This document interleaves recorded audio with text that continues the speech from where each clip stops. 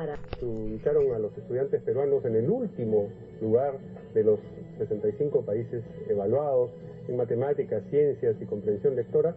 Han puesto una vez más el dedo en la llaga de la penosa situación de la educación en el Perú.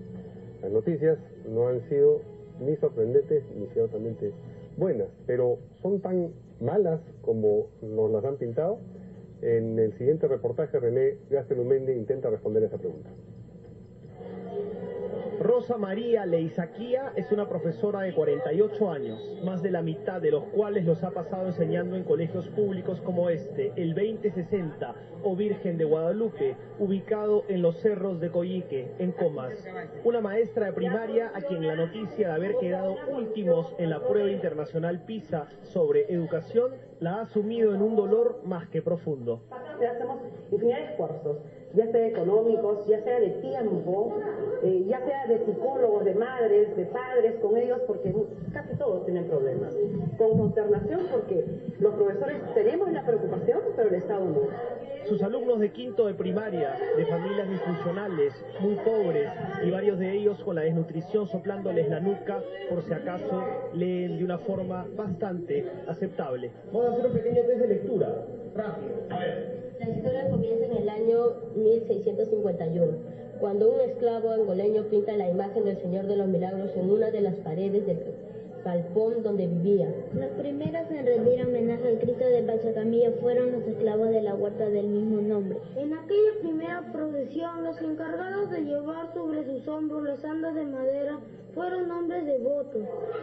Esta es una clara señal que la aleja de las huelgas y de la satanización del sindicato al que pertenece, el SUTEP, y denuncia lo de siempre, el escaso presupuesto, más allá de su salario de 1.400 soles con el que tiene que trabajar en Coyique. ¿Qué cosas tiene que comprar usted que el Estado en teoría les debería proporcionar?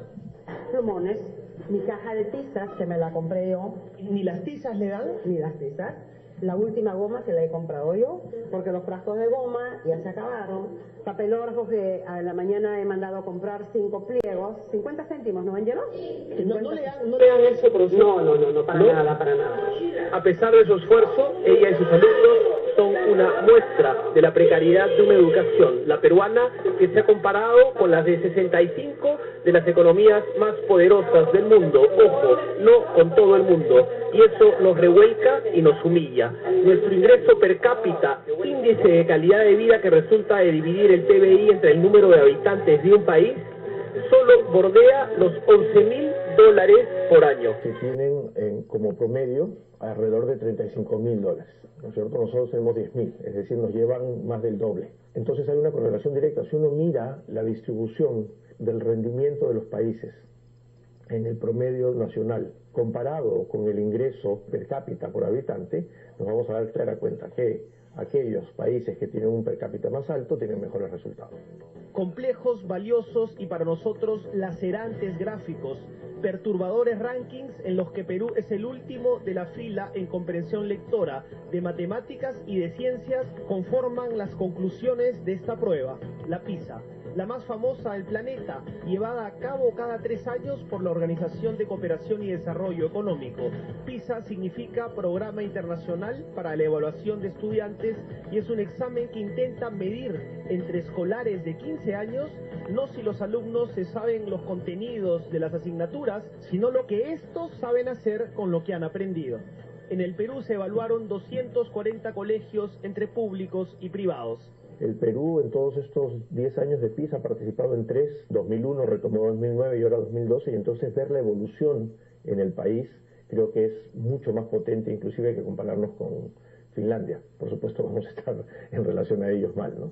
Y estamos realmente mal, no solo por lo explicado en relación al ingreso per cápita, sino también por un dato claro y contundente en ese mismo sentido.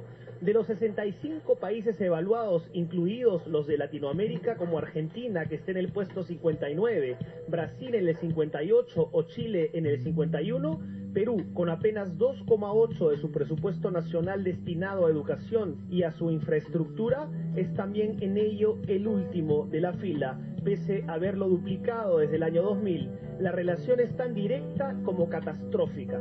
Ya no se trata de economía, sino de ética. El acuerdo nacional que nos compromete a elevar esta cifra hasta el 6% es de momento solo letra.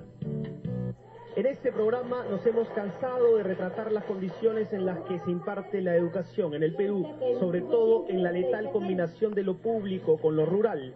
Inolvidable es, por ejemplo, el momento en que descubrimos hace pocos años cómo alumnos de una escuela en Andahuaylas aprendían con piedras a contar. 2 más 4, ¿cuánto es? 6. Nadie hace caso y nadie pone en el tapete la necesidad de incrementar el presupuesto porque origina consecuencias. Tenemos déficit de 2.232 instituciones educativas para coberturar el nivel inicial, tenemos déficit de 318 instituciones educativas para coberturar el nivel secundario y solamente en la zona rural tenemos el 27% de estas instituciones en decadente estado de infraestructura y el 35% de instituciones que no tienen pizarras. Entonces, en esas difíciles condiciones no vamos a poder desarrollar la enseñanza-aprendizaje. 295.416 jóvenes de 15 años de 67 países y regiones diferentes fueron evaluados durante más de 2 horas por medio de decenas de preguntas que iban desde las más trabajosas, como determinar la frecuencia de goteo de una administración medicinal intravenosa a un paciente enfermo, a través de fórmulas complejas, hasta la simple deducción lógica respecto a si es grasa o sangre lo que reciben los músculos humanos luego de hacer ejercicio. Perú, último en todo, con un promedio de 368 puntos, mientras que Shanghái, China, por ejemplo, el primero en todo, obtuvo 613.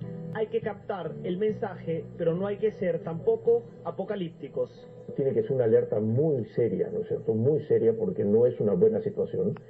Está bien que los alumnos estén permanentemente en el aula, pero hay muchos que no atienden y muchos que no entienden por la desnutrición crónica. Hay muchos problemas que tienen en el hogar de la familia, donde por conflictos entre los padres, los alumnos no están con la tranquilidad psicológica para atender las sesiones de aprendizaje que le brinda el maestro. Y un tercer aspecto, no menos sorprendente, es el hecho de que en medio del debate sobre la educación pública y la privada, la brecha entre ambas, según esta prueba, se ha acortado. Aquí tenemos en unas líneas que no sé si se notan más oscuras, son las que pertenecen a los colegios privados. Y las líneas más claras son a los colegios públicos. Lo que este gráfico nos está mostrando es que aquí arriba, con mejores resultados, tenemos a un grupo más bien pequeño de escuelas privadas, que son aquellas escuelas que podríamos considerar de élite. Y aquí abajo tenemos algunas escuelas públicas con los menores resultados. Y acá probablemente está cualquier colegio que uno se imagine en una zona rural público en el país. Lo interesante es cómo se está comportando la escuela pública y privada en el centro, que es donde está el grueso. Es decir, cada vez más se están acercando los promedios. Con esto se rompe el mito de que lo privado siempre es bueno por naturaleza e indica que hay escuelas privadas de muy buen nivel, pero también que hay un grueso de estas que no está tan bien y que coexiste en el mismo sitial que el de las mejores escuelas públicas. Por tanto, se democratiza un poco el asunto y se enriquece el debate sobre cómo se está regulando la calidad de la educación privada en nuestro país. Si hacemos un estudio de investigación, la mayoría de instituciones educativas privadas funcionan en casonas, funcionan con profesionales no titulados y lo que es peor aún, se los maltrata porque no se les paga ni siquiera el sueldo mínimo vital, se les paga un sueldo paupérrimo, no están funcionando dentro del área correspondiente para desarrollar la educación, no tienen áreas verdes, etcétera. Entonces, no es muy buena la educación privada en el país, ¿no? Pero estos logros no nos deben en modo alguno hacer evadir lo dramático de la situación.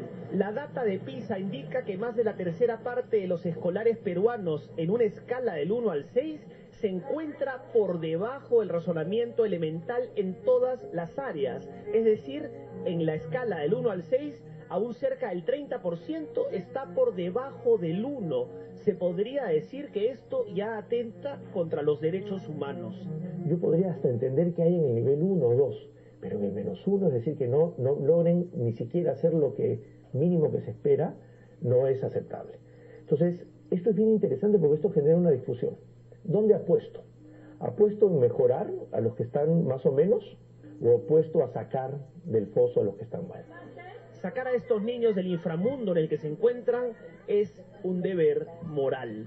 Estos niños no van a tener ninguna posibilidad en la vida si siguen acá. Y este de acá puede pues bandeársela un poquito, tratar de salir. Pero esos que están acá abajo no van a poder salir. Así como no puedes aceptar que haya una persona que no tenga que comer, que no pueda tener ni una vacuna, yo no puedo aceptar que haya un niño en un nivel -1.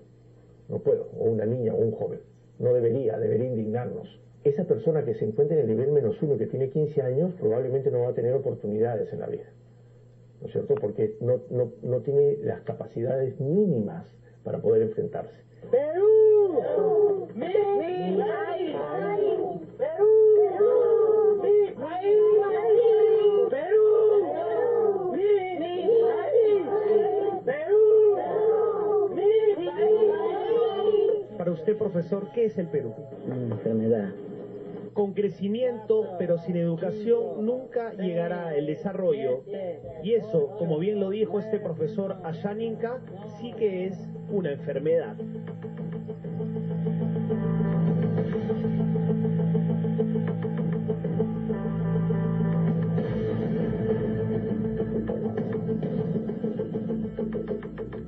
La situación de nuestra educación es dramática y tenemos que tomar acción de inmediato para poder ver resultados a largo plazo en realidad, porque por más inmediatas que sean las acciones que se tomen, no se va a ver resultados pronto. Tiene que ser una alerta muy seria, ¿no es cierto? Muy seria, porque no es una buena situación.